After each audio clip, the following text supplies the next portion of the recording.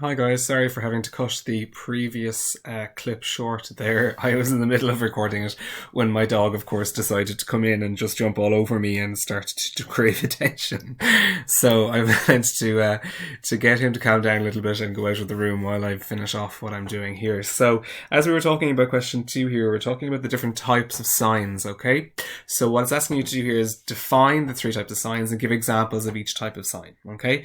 So when we're doing this, what you want to do is you want to make sure that you're defining what an index, an icon, and a symbol are, so the 3 types, and under each type you want to give an example of each that clearly illustrates that you understand what the different types of signs are. Okay, so again, nothing hugely difficult there.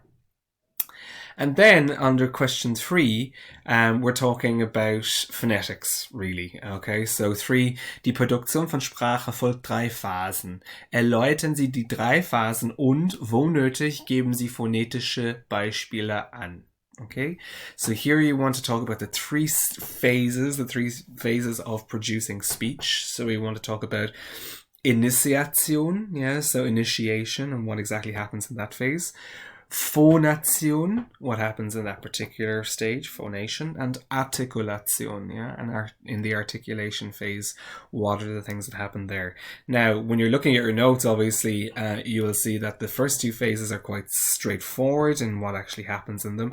It's under the articulation phase then that we need to be talking about things like Artikulationsort, Artikulationsart, und Phonationsart. Okay, so we're talking about where the articulation takes place, the type of articulation it is, and whether or not there's a phonation attached to it. So we're talking about our things like our bilabial sounds, labiodental sounds, our palatal sounds, our veolar sounds, our uvular sounds.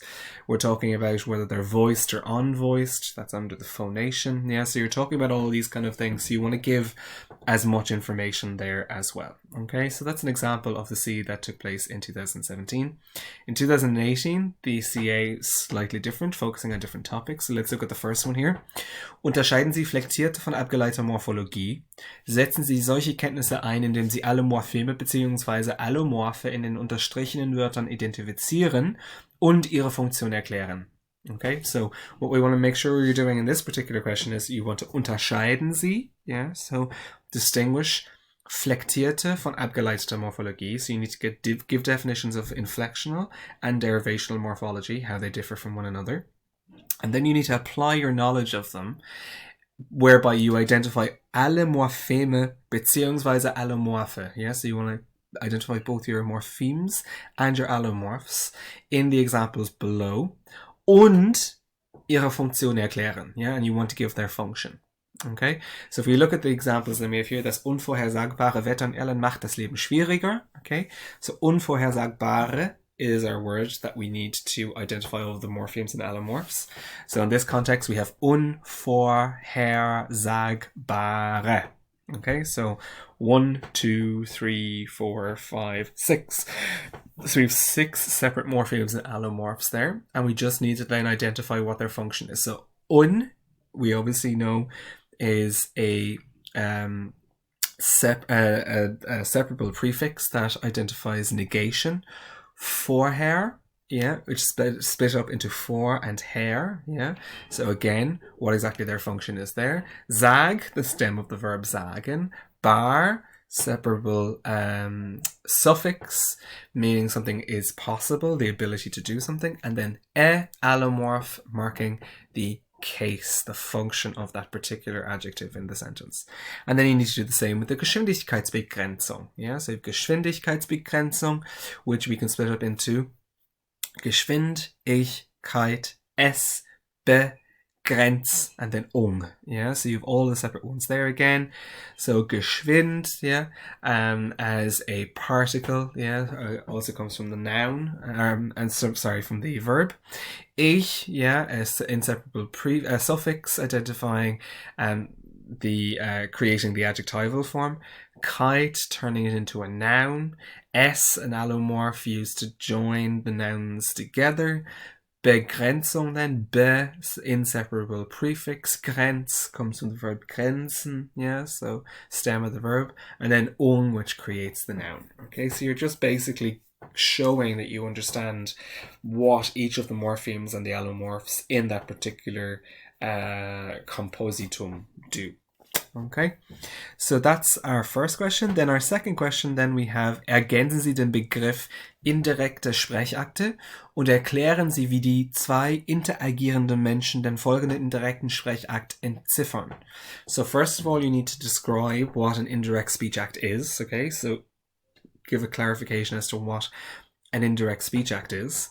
And then what you need to do is you need to explain how the two people in this particular indirect speech act, so this is an indirect speech act here, so how the two people that are interacting here, how they manage to understand, or decode that it is an indirect speech act. Okay, so Sprecher 1, hast du gestern den ganzen Abend mit der Prüfungsvorbereitung verbracht?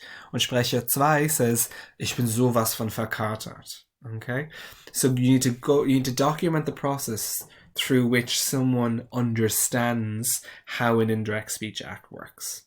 Okay, and that's all clearly outlined in the PowerPoint presentation. Okay, so you just need to give that information there. And then the final one, definieren Sie das Konzept Frame Semantic und geben Sie ein Beispiel von irgendeinem Frame und einem Script aus dem Alltag. Okay, so you need to give a definition what frame semantics is, and then give an example of any particular type of frame. So this can be anything. It can be a house, it can be elephant, it can be any of the examples that we've used in class, and just need to provide that particular frame. What does it look like? What are its constituent parts?